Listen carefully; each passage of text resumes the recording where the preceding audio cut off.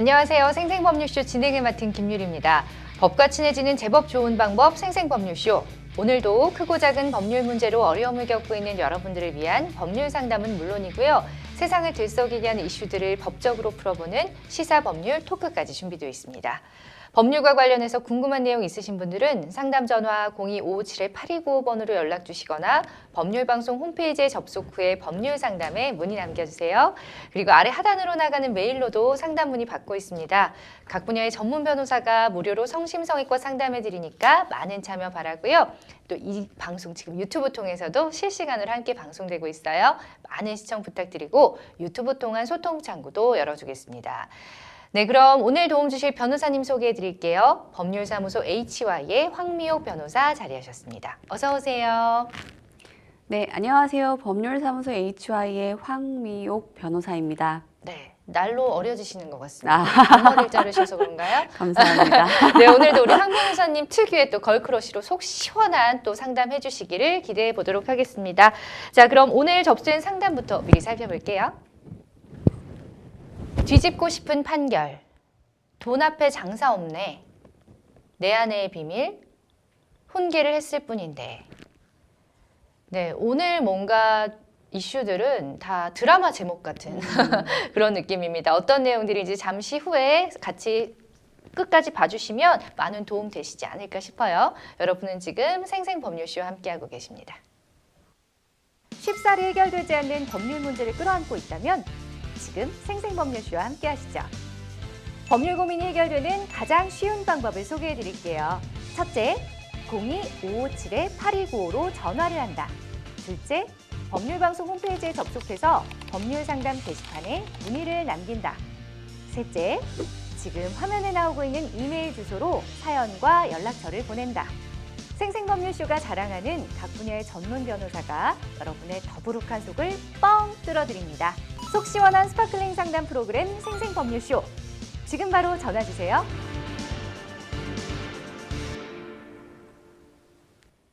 네, 생생법률쇼 오늘의 첫 순서는 법과 상식에 대해서 굵고 짧게 알아보는 시간 일상의 로입니다. 자, 오늘은 어떤 법률 상식을 알아볼까요? 네, 오늘은 기소유예, 집행유예, 선고유예 세 가지 유예 세트를 보는데요. 피의자의 입장에서 실제로 처벌받지는 않지만 그래도 경중이 다른 이러한 처분들 재판 결과에 대해서 알아보겠습니다. 네, 일단은 뭐 많이 들어는 보셨을 텐데 정확한 또 의미를 짚고 넘어가야 될 것 같아요. 일단 기소유예부터 알아볼까요? 예, 기소유예부터 먼저 알아보겠습니다. 네. 우리가 형사사건에서 피의자가 되면 받을 수 있는 처분 중에서 그나마 경미한 것이 기소유예인데요. 기소유예라는 것은 불기소 처분의 일종입니다. 피의 사실은 인정이 됩니다. 혐의는 있지만 양형 조건을 참작하여서 굳이 기소할 필요가 없을 때 내리는 검사의 처분입니다. 판사 아닙니다. 네. 범죄 사실은 인정하지만 경미한 사건으로 종결하는 것을 말하고요. 보통 검찰이 기소를 한다는 건 피의자 유죄라는 걸 확신하고 하는 것이기에 최소한 벌금형부터 최악에는 징역살이까지 각오를 해야 하지만 기소유예를 받게 되면은 재판을 받지 않고 형벌을 받지 않을 수 있는 아주 좋은 기회가 됩니다.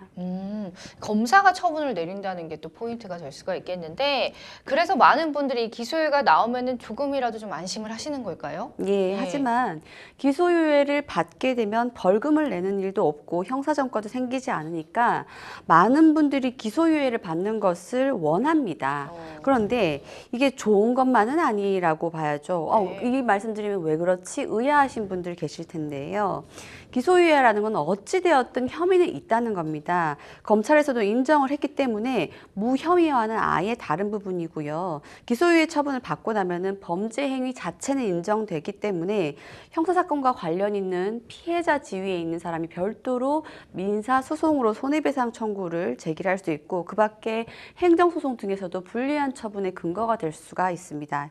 예를 들어 보겠습니다. 명예훼손으로 기소유예 처분을 처분을 받은 피해자가 있습니다. 그래서 형사사건에선 다행스럽게도 재판으로 넘어가지 않고 무사히 넘어가게 되었는데 해당 고소인이 기소유예 처분? 그렇다면 혐의는 있는 것이 아니냐라고 해서 별도의 민사성 손해배상을 제기를 할 수가 있고요. 네. 그렇다면 법원은 어찌되었든 기소유예 처분이니까 혐의는 인정되었다라고 보아서 해당 그 기소유예자에게 불법행위로 인한 손해배상 청구에 판결을 내릴 수 있습니다. 이 부분 유의하셔야 되고요. 예. 게다가 기소유예도 기소만 안 한 것일 뿐 검사 측에서는 말 그대로 유예한 것이죠.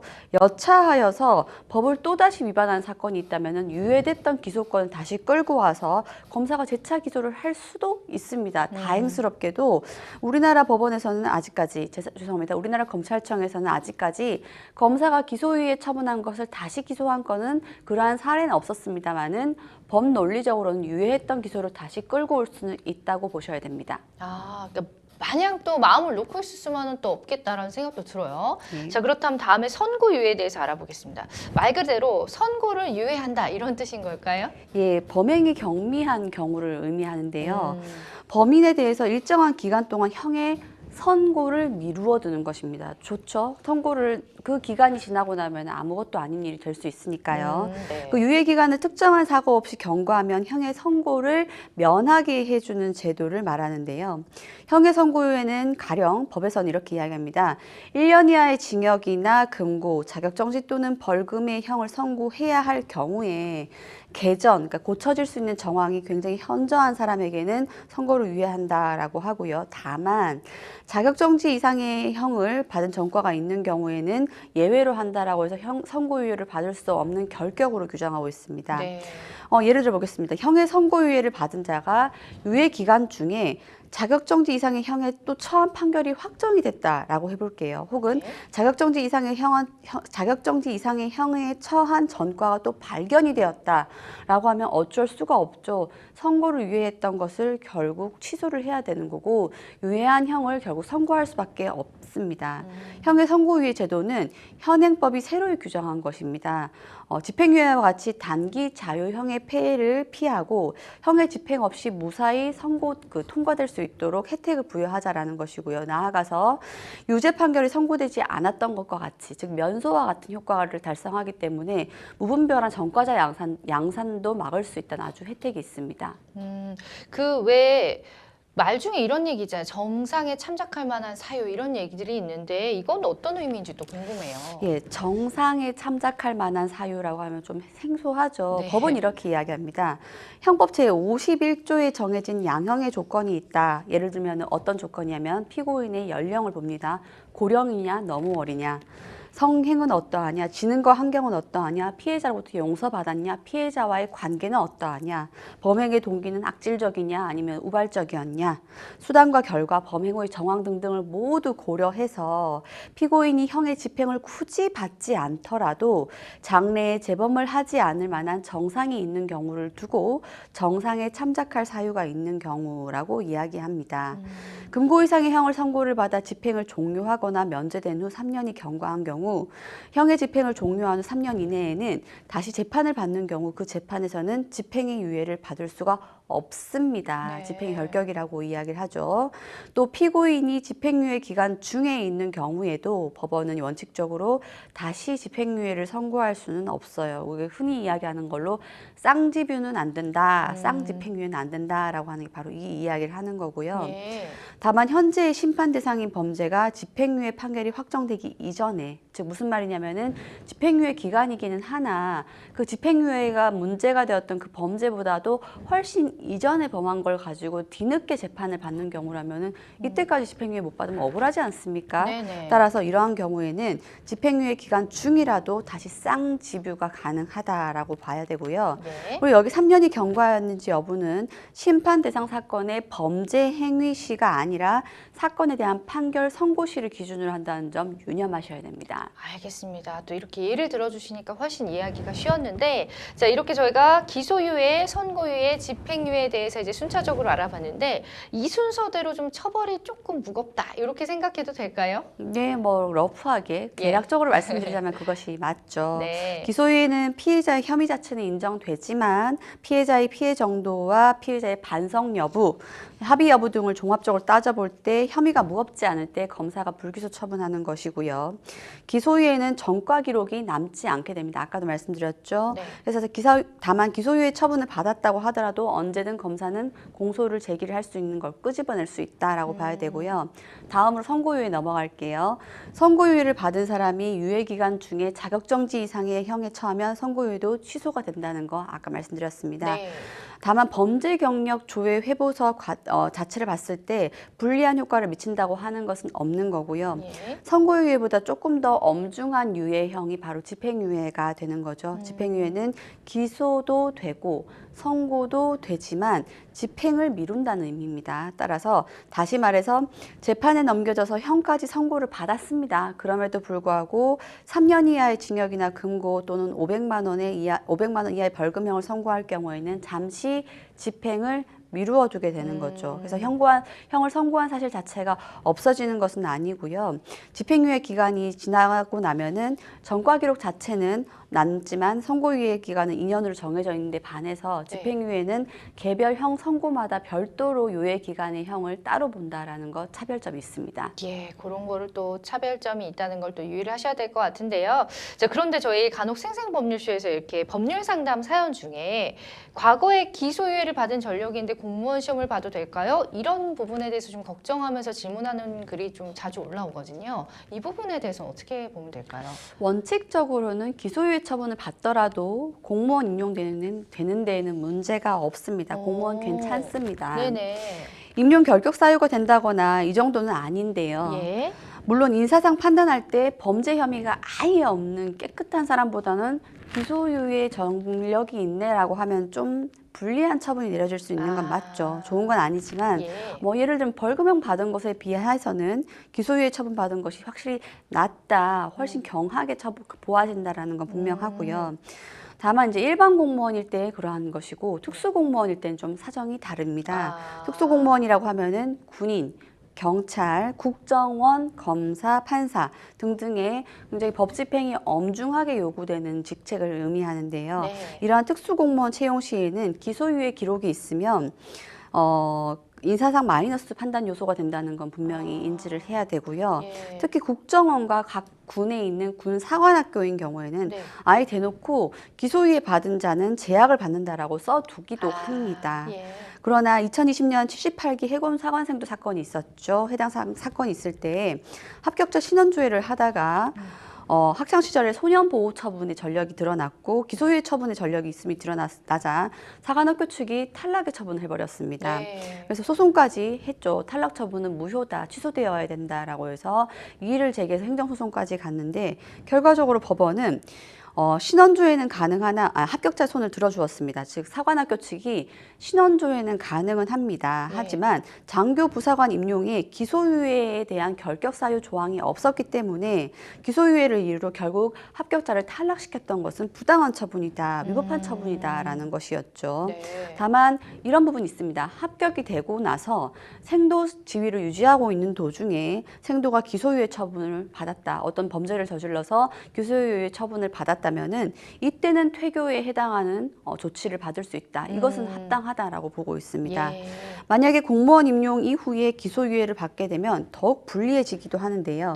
현직 공무원이 기소유예를 받으면 형사 입건되자마자 소속기관으로부터 즉시 통보가 됩니다. 당신 소속기관에 있는 공무원이 현재 기소유예 처분을 받았다라는 통보가 날아가게 됩니다. 그래서 현역 군인 신분인데 기소유예 결정이 나오면 현역 복무 부적합 심사에 지체 없이 회부가 되는 것이고요. 공무원이 기소유예 처분을 받게 되면은 보직 해임 또는 지방 한직으로 발령을 받기도 하고 중앙에서 내쫓아 버리기도 합니다. 따라서 승진 대상인 공무원이 기소유예를 받았다라고 하면은 당연히 진급에서 누락 또는 불이익한 판단을 받을 수가 있고요. 공무원인데 음주운전 성범죄는 기소유예 받으면 그 즉시 공직생활 쉽지가 않습니다.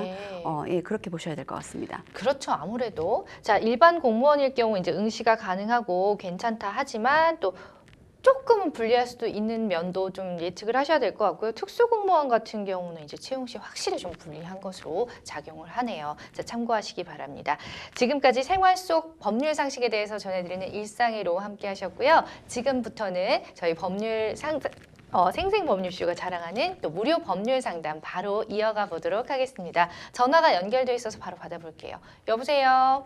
네, 안녕하세요. 네, 안녕하세요. 네, 예, 어떤 또 궁금증 때문에 전화 주셨나요? 네, 이제 제가 이제 코로나 시기에 이전에 네. 이제 1월 이제 뭐 11월 달에 이제 새 아파트에 어린이집을 네. 7을 2,500 들고 이제 제가 오픈했어요. 예. 그래가지고 2년 한 4개월 만에 누가 이제 하고 싶다는 사람 이렇게 이렇게 버텨왔는데 하고 싶다는 사람이 와서 이제 자꾸 전화를 해서 나는 이제 받을 가격이 차 2,000. 네. 왜냐하면 제가 차를 현금 주고 1,300에 샀고 내가 할부를 한 24개월 정도 45만 원씩 정도를 24개월 넣었거든요. 그리고 네. 남은 할부 금액이 이제 7회 정도 남았어요. 그래서 네. 너무 억울해서 이제 세차고 코로나고 운행도 안 했고 애들 뭐 어디 안 나가니까 그래서 나는 무조건 조건을 차 2,000, 벌금 5,000. 네. 이제 이렇게 이제 받으려고 했어요. 그래서 이제 그래서 나는 이제 했는데 누가 자꾸 전화를 와서 나는 이 금액 아니면 안 되겠다. 그래가지고 자기가 이제 문자가 왔어요. 이제 네. 그러면 이 금액 하겠다고. 그래서 이제 그러면 당장 이제 보고 이야기를 해가지고 와서 맨날 전화로 깎아달라 뭐 더 해라. 그래서 나 그럼 당장 이야기를 했어요. 만나서 네. 이야기를 하고 다음 주 이제 다음 주 금요일 날 이제 계약을 하기로 했어요. 근데 계약하는 날 차량 2,000원 쏙 빼고 거기다가 보증금은 아파트 회사하고 하는 거거든요. 네. 거기다가 아파트 회사하고 하는 보증금을 쏙 빼고 보증금 벌금 5,000. 그래가지고 차값을 주지도 않고 이제 5천만 원 이제 입금하면서 이제 금요일날 나는 그래서 이제 마지막 이제 금요일날 마지막 이제 나가 저기 다 임무가 끝난 날 이제 선생님들 급료 싹 주고 뭐 퇴직금 이런 거 정산하면서 나도 이제 이 사람이 차값을 안 줬기 때문에 내가 차를 가져왔어요. 토요일 날. 아, 예. 네, 근데 이제 자기는 이제 차를 가져갔다고 경찰에 2번, 3번 전화를 한 거예요. 근데 경찰은 이제 누구 명의냐 이게 저 명의다 하니까 이제 이 사람도 그럼 할 말이 없지 않냐고 그러니까 이 사람은 거짓말을 못해갖고 한 처음부터 끝까지 다 이제 자기가 유리할 대로 막 거짓말하고 세상에 내가 원래 그렇게 계약을 하기로 했다면서 그렇게 거짓말하고 차를 가져갔다고 원하신 거르고 경찰서에 고발하고 그래서 이제 안 되니까 그것도 안 되니까 시청에도 막 시에 난리를 하고 막 차를 가져갔다고 난리를 하고 그러니까 시에서도 어째 주인이 명백하게 있는데 어떻게 했냐 그러니까는 이제 경찰은 이제 이 고소장을 내뿐 거예요. 고소장을 내가지고 뭐 이제 지금 이제 어떻게 되냐면 이제 한 1년 됐는데 네. 이제 자기가 그렇게 거짓말을 쓰니까 이제 약적 권리행사 방해죄로 약식 명령을 제가 400만 원을 받았어요. 그래서 나는 이제 변호사를 쓰고 이제 이번에 이제 재판을 지금 받는 중이에요. 지금 네. 10번째 받고 있어요. 받는 중인데 이제 뭐 이제 우리 측에서는 자기도 그렇지만 우리 측에도 증인이 없어요. 나는 또 이제 사업을 꾸준히 해온 사람이고 이 사람은 아주 가정주부였어요. 아무것도 세상 물정 몰라. 무조건 윽박 지르고 막 까주라고 막 이러면 다 되는 줄 알아요. 그래가지고 뭐 너무 상식이 없는 사람하고 대화를 하니까 이렇게 너무 피곤하고 그러다고 고소 고발을 해가지고 이렇게 하면서 또 뭐라냐 하면 이제 이게 이제 여기에서 내가 지면은 이제 자기가 내가 이제 패소를 하면은 뭐 약식 뭐 명령 400 물어야 되고 변호사 비용 다 내야 되잖아요. 근데 자기는 이제 민사소송 해갖고 이걸 다 5천만 원 딱 받아내겠다고 지금 나한테 막 협박을 하고 있어요. 그래서 이제 내가 너무 이제 이건 어떻게 되는가 하고 네. 이제 걱정이 돼서 전화 드렸어요. 잘하셨습니다. 일단 지금 1년 전에 그런 일이 있었다는 거죠? 네네. 예, 지금 사연 쭉 들어봤는데 마음고생이 많이 심하셨을 것 같습니다. 네. 지금 옆에 변호사님이 같이 쭉 사연을 듣고 계셨어요. 네네. 일단은 지금 어린이집을 매각을 했는데 차량을 이제 지급하지 않았다. 이렇게 네네. 하면서 이제 고소를 당하신 상태잖아요. 네. 예, 이 판결을 좀 뒤집을 수는 없는지 방법에 대해서 좀 설명드리면서 상담 이어가 보도록 하겠습니다. 예, 안녕하세요. 예, 안녕하세요. 권리 행사 방해죄로 약식 기소가 되신 약식 명령까지 나왔네요. 그리고 정식 재판 청구를 하신 것 같네요. 변호사를 쓰고 이제 예, 정식 재판 청구를 하신 거예요? 지방 검사 지방 판사님인가 그 담당이고 우리는 변호사도 이 시골이라 좀 뭐랄까 검사가 좀 유리한 것 같이 막 그런 식으로 기울어 가거든요. 그래서 제가 이제 이게 증인 이런 게 없고 그러니까 근데 그 사람도 뭐 여기다 차를 기재한 것도 아니고 계약서에 차량이라고 기재한 것도 아니고 그런데 내가 왜 이렇게 이렇게 막 시달리고 이래야 되는지 모르겠어요. 그 외람되지만 혹시 변호사님께서 국선 변호사님이신가요? 네? 그 변호사님께서 국선 변호사님이신 건가요? 예, 그냥 또 남편 친구가 거기 사무장으로 돼 있어서 그냥 할 수 없습니다. 예. 알겠습니다. 그러면요, 그 네. 재판을 지금 몇 번까지 하셨습니까? 이거 한번 4번 정도 했어요. 4번까지 정도 하셨어요? 들어갔어요. 그, 근데 또 이제 지금 23일에 재판을 받았는데 7월 14일 날 또 받거든요. 그렇습니다. 이렇게 끌고 제가 진짜 잠을 잘 수가 없고 숨을 쉴 수가 없고 죽겠어요. 왜 그러냐면 또 이제 왜 이제 그게 뭐냐면 권리행사 방해죄가 뭐냐 그러면 그게 차도 나 명의로 돼 있는데 그 어린이집을 하기 위해서 차는 양도를 했어야 되고 어린이집이 저기 차집이 있으면 그게 내 잘못이 돼요. 안 그런가요? 근데 등기도 해야 되고 차를 내가 준다고 했으면 등기도 자기가 해주라 그랬을 거고 마지막 날 등기도 이전해줘야 되고 차키도 줘야 되고 그런 거 아닙니까? 근데 자기는 차를 받는 생각이 없으니까 나한테 돈도 주지도 않았고 근데 제가 뭐 어떻게 그걸 이전해 줄 겁니까? 이전해 주다 소리도 안 했어요. 근데 자기는 자기 차라고 상담자분, 그랬대요. 예, 네. 잠깐만요. 이렇게 네. 막 이야기하시면은 우리 상담이 안 되니까 네네. 상황은 이해가 됐고요. 네. 지금 재판을 4번 정도 하셨다는 거는, 그러니까 아까 제가 변호사님 말씀드렸는데, 일단 지금 재판의 진행 상황을 봤을 때는 정식 재판 청구 단계에서 네. 피고인 측이 무죄를 주장하는 쪽으로 변론이 한참 진행 중인 걸로 보입니다. 그리고 재판이 4회나 진행되었다고 하면은 네. 아마 재판 도중에 무죄를 입증하기 위해서 변호사님께서 여러 가지로 입증 활동을 하시고 계실 그런가요? 거예요. 증인으로 나오신 분 있으신가요? 아니, 증인이 이제 나갔는데 뭐 별로 효과도 없고 그랬어요. 증인 신문이 네. 그렇게 썩 효과적이지 않았군요. 네네. 예.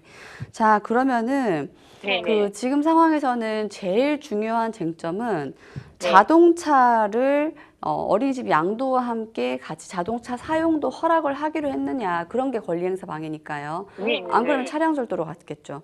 근데 그래서 이제 제가 차량 준다 처리를 안 했거든요. 7천을 받아야 나는 준다 했는데 사람은 5천만 줬는데 예. 어디 자기 거라고 저렇게 우기고 내용 증명서에도 다 말을 거꾸로 써갖고 그냥 계약서도 자기가 썼어요. 자기가 그거 차를 이제 보증금으로 쓰려고 그래갖고 나가 쓰라고 그랬다고 말을 거짓말로 거꾸로 해요. 그래요. 예. 근데 사실 수사 단계에서부터 피해자 측, 고소인 측이 이야기하는 것과 피고소인, 혐의자 네, 측이 네. 이야기하는 건 항상 상반되기 마련이거든요.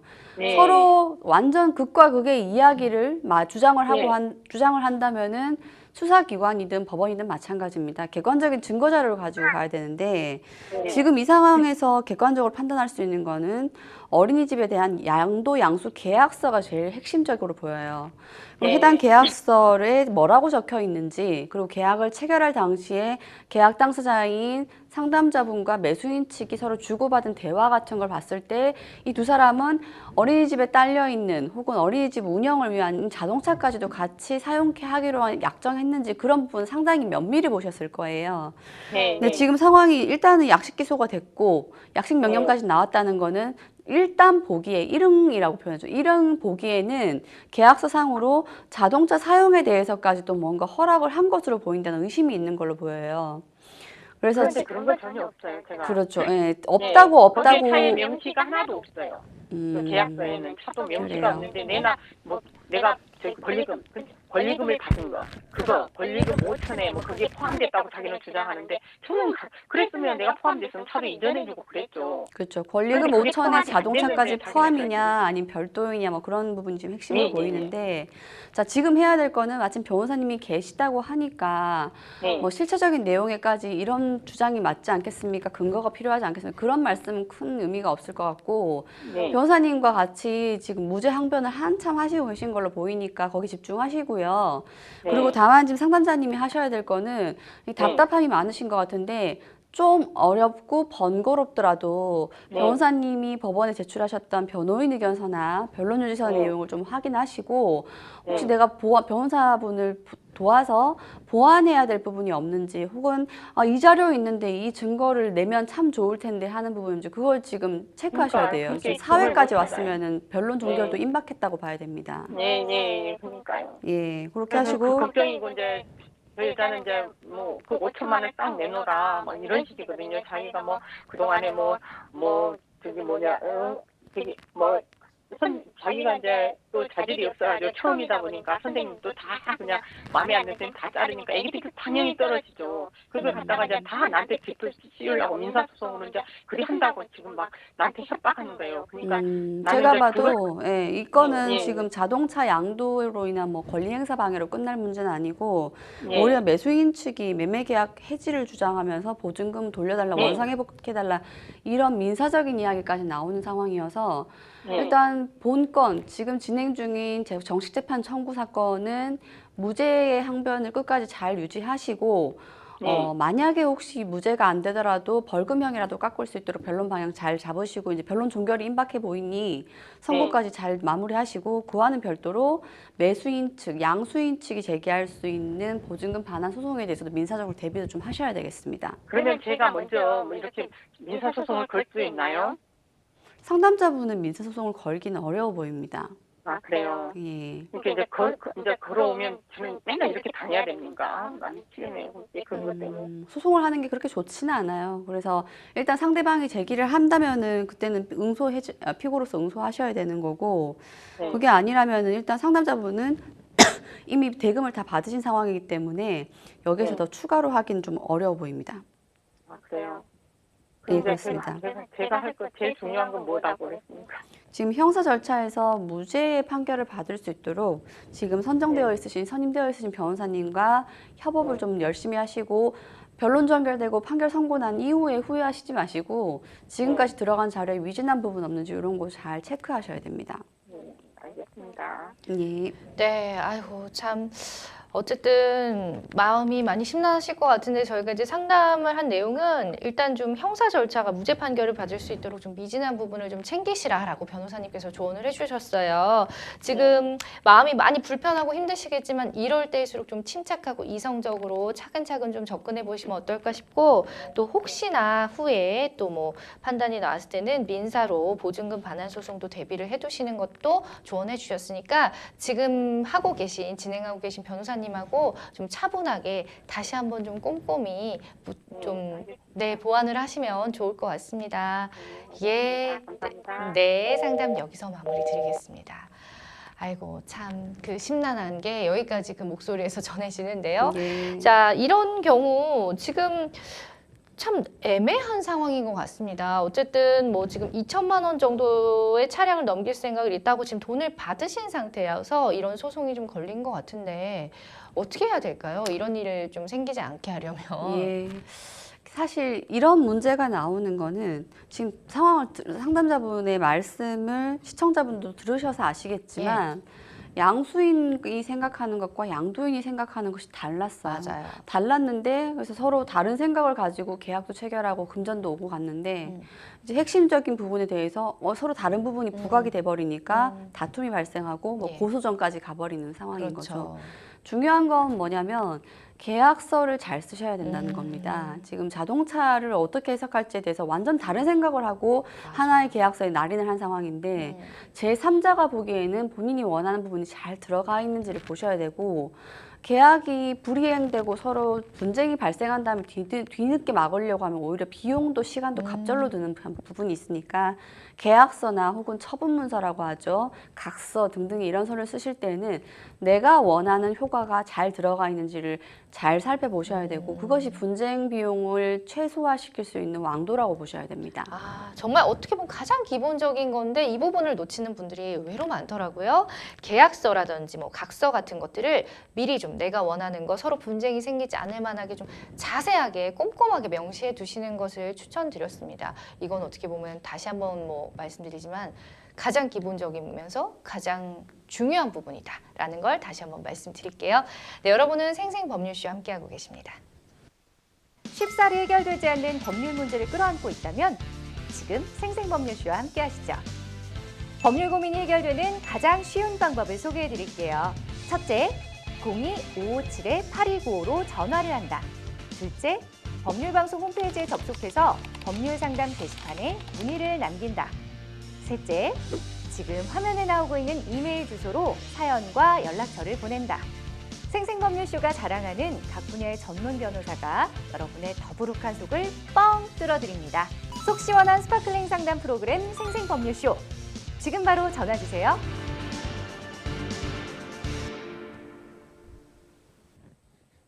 네, 이번에는 법률방송 이메일을 통해서 들어온 여러분의 고민 해결해 드리겠습니다. 저는 두 딸을 둔 60대 여성입니다. 남편과 함께 사업을 했는데 다행히 운이 좋아 재산을 모을 수 있었습니다. 사업을 하며 번 돈은 부동산 투자를 했는데 부동산이 오르기 4년 전 보유 중이던 아파트 하나를 반만 큰딸에게 증여했습니다. 당시 딸은 막 사회초년생으로 증여세를 부담하기엔 재산이 많지 않았고 나중에 월급을 잘 모으면 나머지 지분을 증여해 주려는 계획이었죠. 그런데 이후 아파트 가격, 전셋값이 치솟았습니다. 얼마 전 세입자가 바뀌어 전세 상승분 2억을 받고 계약을 마치고 집에 돌아왔는데 부동산에서 전화가 왔습니다. 큰딸이 부동산으로 전화를 해 전세 상승분 중 1억은 내 몫인데 왜 엄마에게 다 줬냐고 항의를 했다는 겁니다. 증여할 때는 엄마가 알아서 다 쓰시 왜 주냐고 하더니 지금 하는 행동을 보니 큰딸에게 증여를 해준 게 저의 큰 실수 같습니다. 증여를 취소하고 싶은데 방법이 있을까요? 라는 사연 보내주셨는데요.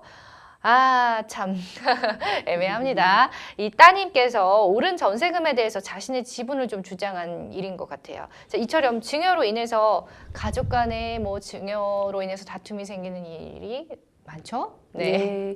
사실 예전에는 이런 일을 상상을 잘 못했죠. 맞아요. 어머니, 아버님이 주시면 아유 감사하다 생각을 네. 했는데 불과 몇 년 사이에 부동산 값이 너무 많이 올라 버렸죠. 그래서 젊은 층들이 이생망이라는 말이 나오는 정도로, 그러니까 내가 근로를 이생망. 해서, 예, 근로를 해서 돈을 벌어서는 도저히 집을 살 수 없겠다라는 이 허탈함과 이 막막함이 생기다 보니까, 근데 공교롭게도 기성세대들, 그러니까 50대, 60대 세대들은 그 세대 때는 근로소득으로 충분히 내 집 마련이 가능했단 말이에요. 네. 그러다 보니까 세대 간 갈등도 발생하고, 그러다 보니까 젊은 층에서는 부모님이 마련하신 자산을 직접 증여받지 않고선 도저히 내 명의로 부동산을, 내 집을 마련하는 것이 어려운 상황이 벌어져 버렸고, 그러다 보니까 불가피하게 이러한 사안처럼 잡음이라든지 내 것이다 아니다라는 얘기가 자꾸 나오게 되는 걸로 보여요. 예. 최근에 발생했던 너무 많이 오른 부동산 값과 전세값 등등으로 인한 참 웃지 못할 너무 슬픈 이야기들이라고 봅니다.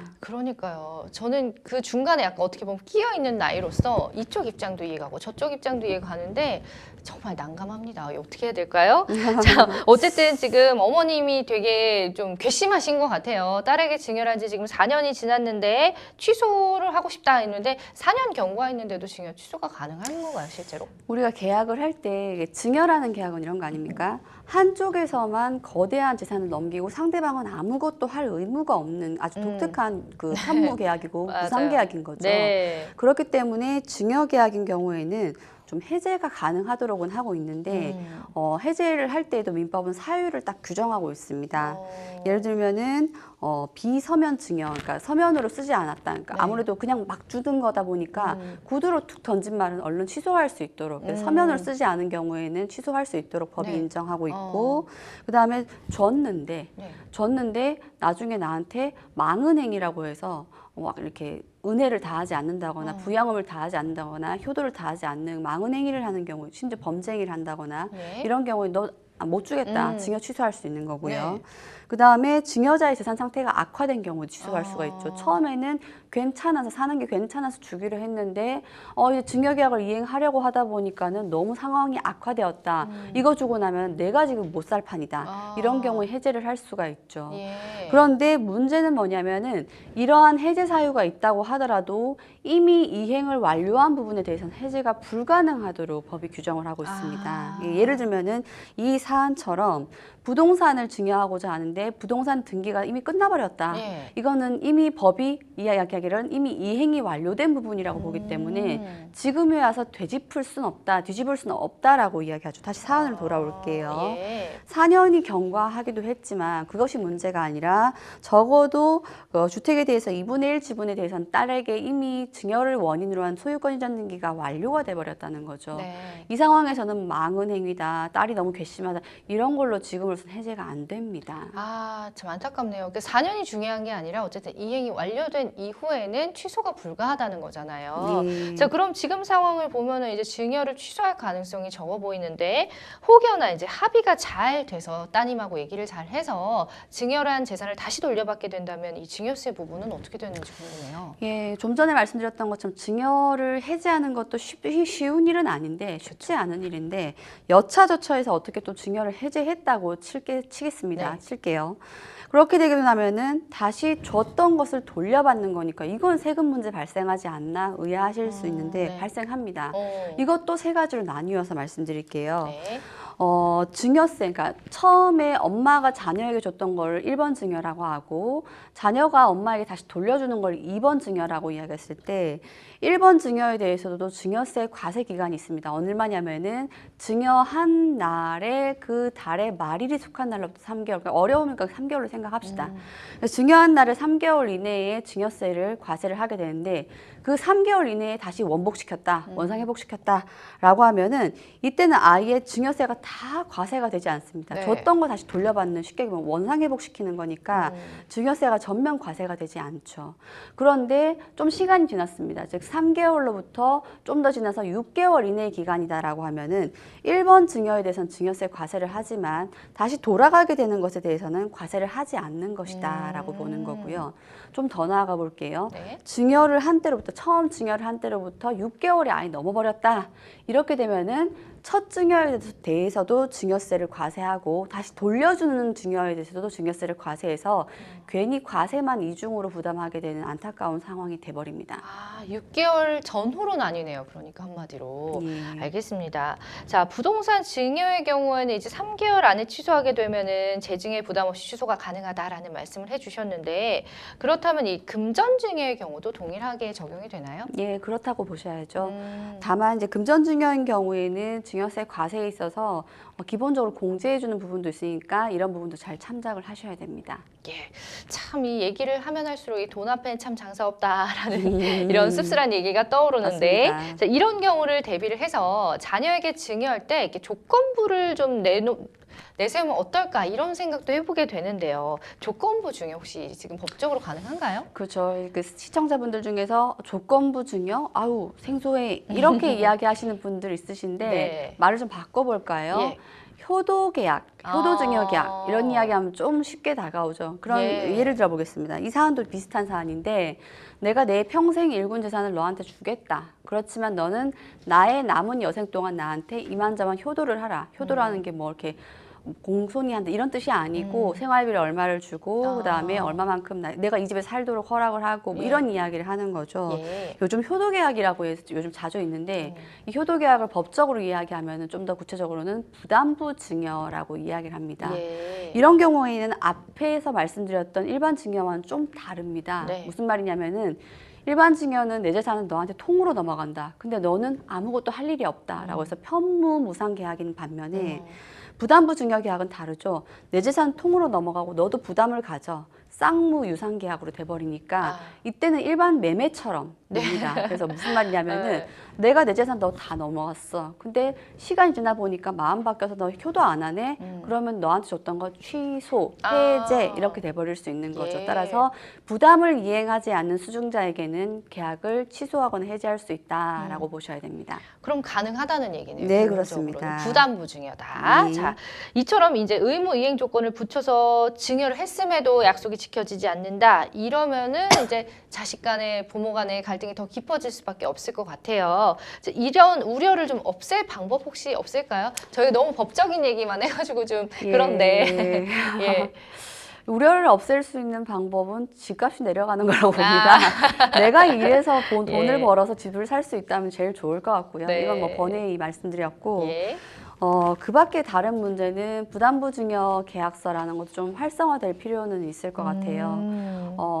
특별히 생각을 하지 못하고 덜컥 전 재산을 준 다음에 자식분들한테 너무 속상하신 분들도 많으시죠. 맞아요. 그래서 그런 경우에 노인분들 사이에서는 죽을 때까지 지켜야 돼. 아. 이러는 경우는 있는데 자녀는 힘들어서 허덕허덕 하는 예. 거니까 어쩌지 하다가 또 증여하시고 이런 경우도 많은데 아무리 줄 때 주시더라도 자녀분들한테 부담부 증여 계약을 좀 활성화시키면은 이 문제가 좀 더 양성화될 것으로 저는 그렇게 생각하고 있습니다. 굉장히 좋은 말씀이십니다. 그러니까요. 보통 이제 말씀하신 대로 요즘에는 어머니들 사이에서 트렌드더라고요. 이거 내 죽을 때까지 갖고 있어야지 딸 자식들이 함부로 안 한다. 그런 얘기도 또 있는데, 자, 부담부 증여라는 또 이런 좋은 제도가 있습니다. 이런 계약이 조금 더 활성화되면 어떨까라는 또 마지막 팁까지 주셨습니다. 자, 그러면 이번에 또 이메일 통해서 들어온 여러분의 고민 바로 해결해 볼까요? 어떤 내용인지 보시죠. 저희는 5년 전 결혼한 맞벌이 부부입니다. 사실 저는 외동으로 자라면서 외로움을 많이 느껴서 아이를 빨리 낳고 싶었죠. 하지만 아내의 임신은 좀처럼 이루어지지 않았습니다. 아내에게 임신 스트레스를 주면 안 될 것 같아 집안일도 아내 이상으로 감당하려 노력했습니다.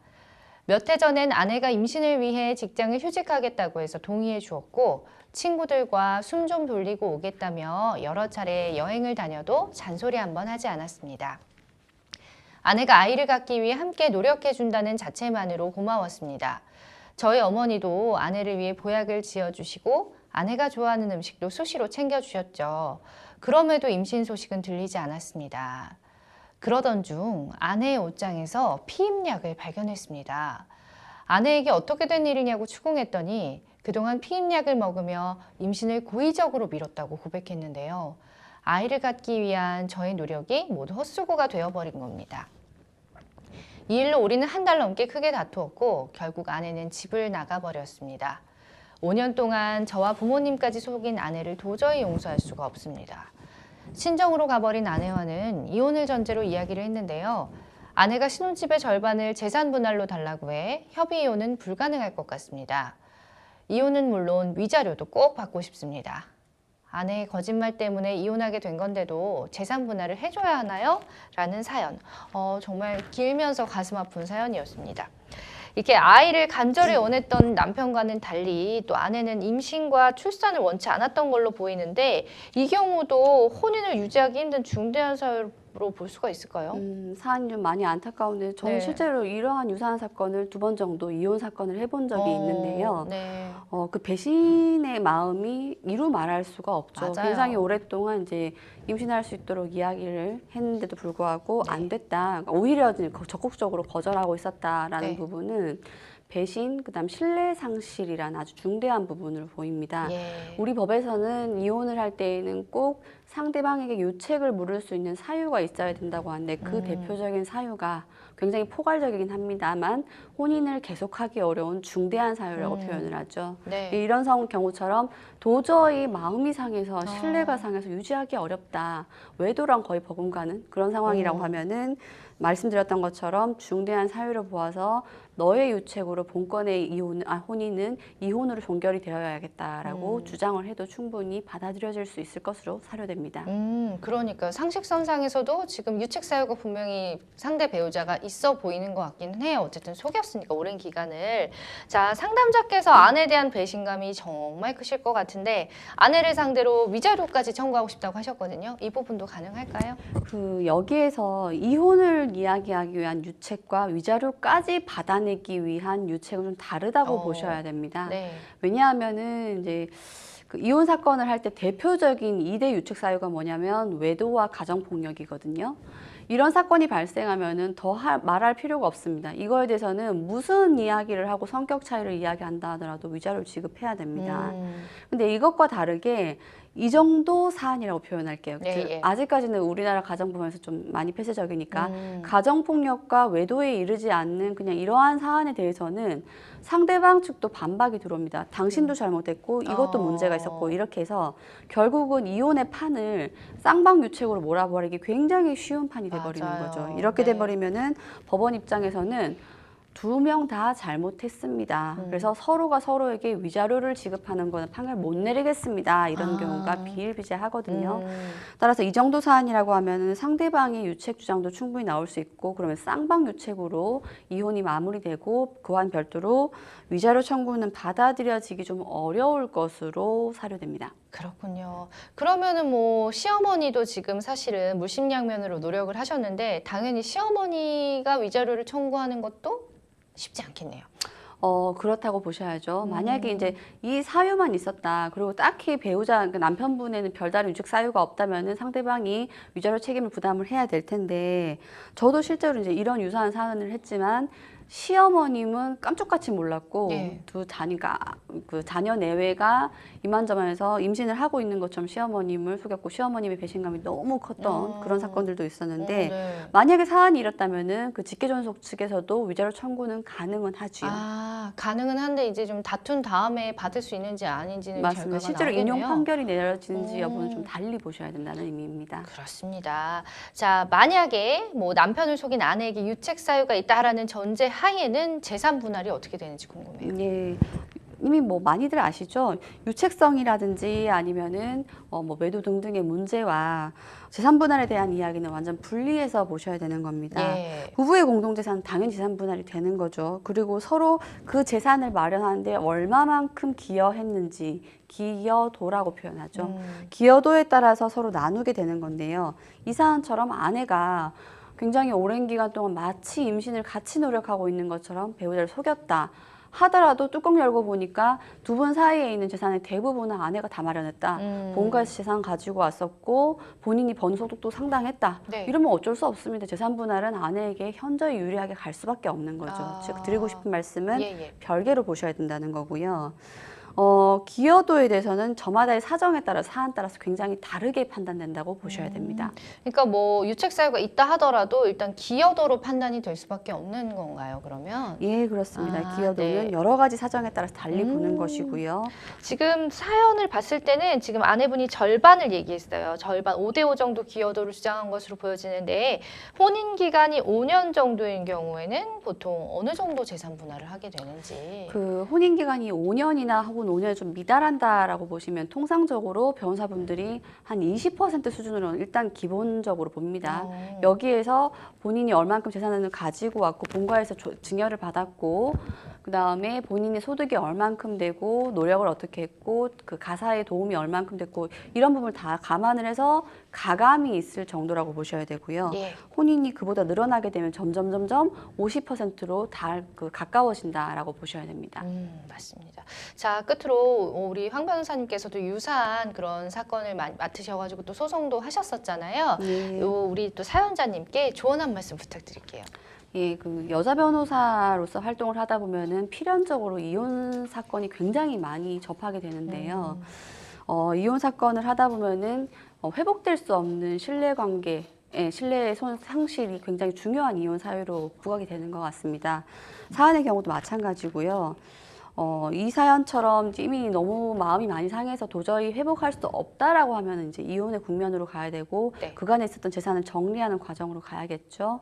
근데 그것이 아니라면은 배우자분과 좀 더 이야기를 나눠보시고 다시 한번 임신의 과정을 위해서 노력할 수 있는지 혹은 가치관이 너무 달라서 이것은 안 되겠다라고 되는지 좀 더 부부 상담 절차나 조사 절차 등등을 통해서 좀 노력을 해보시길 권해드리고 싶습니다. 아무래도 지금은 이제 배신감과 한 달 내내 또 다툼이 있었기 때문에 많이 감정이 격해지신 상태일 것 같아요. 황 변호사님의 조언처럼 한번 이제 주변에 이제 상담도 좀 부부 상담도 받아보시고 얘기를 잘 나누신 후에 또 차후에도 도저히 안 되겠다 그러시면 그때는 또 이혼 소송을 또 다퉈 보시는 거를 말씀드렸으니까 참고하셨으면 좋겠어요.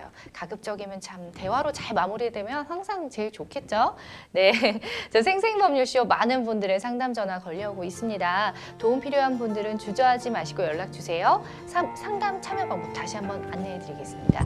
상담 전화 0257-8295번 또는 법률방송 홈페이지에 접속 후에 법률 상담 통해서 글 남겨주셔도 되고요. 또 하단에 나가는 이메일 주소로 이메일로도 상담 문의 받고 있으니까 각 분야 전문 변호사가 무료로 성심성의껏 상담해 드리는 내용을 좀 듣고 싶다 하시는 분들은 주저하지 마시고 언제든지 연락 주시면 됩니다. 네, 오늘은 황미옥 변호사님과 함께했습니다. 고맙습니다. 네, 오늘 순서는 여기까지입니다. 시청해 주셔서 고맙습니다.